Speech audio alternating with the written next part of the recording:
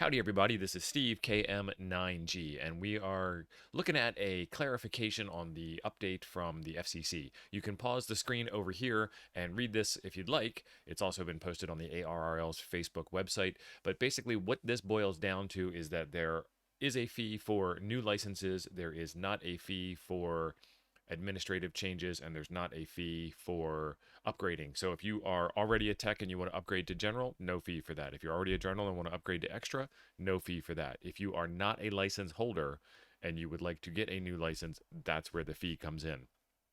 My advice for anybody that is right on the edge of getting their license, now is a fantastic time to do it because we've got a 50% off sale.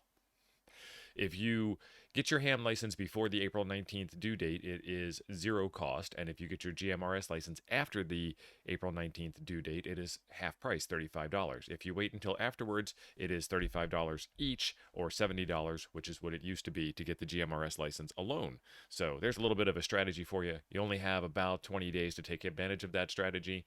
And there you have it. Just a quick news flash update for you. Wanted to keep you all informed on what is going on with all the things in ham radio. Thanks for being awesome. We'll see you in the next one.